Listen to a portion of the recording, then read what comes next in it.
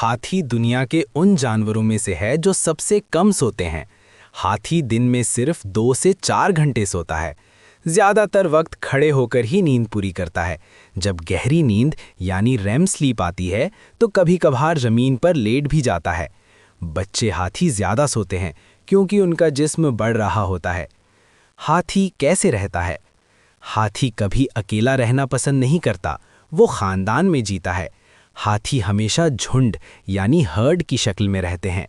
झुंड की सरदार अमूमन सबसे बूढ़ी और समझदार मादा हाथी होती है। जंगल, घास के मैदान, पहाड़ और दरिया के करीब रहना पसंद करता है। हाथी बहुत समझदार, तेज याददाश्त वाला और जज्बात रखने वाला जानवर है। वो खुशी, गम और मोहब्बत सब महसूस करता है। हाथी क्या खाता है?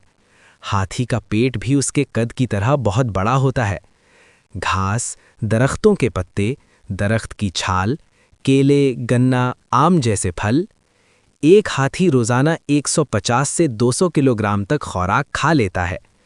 हाथी अपनी सूंड से पानी पीता है। नहाते वक्त सूंड से पूरे जिस्म पर पानी फेंकता है। दिलचस्प हकीकत, हाथी कभी किसी को नहीं भूलता।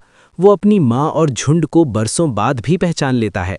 हाथी मरने वाले साथी का गम भी मनाता है। अगर आपको हाथी के बारे में ये मालूमात पसंद आई तो लाइक करें, सब्सक्राइब करें।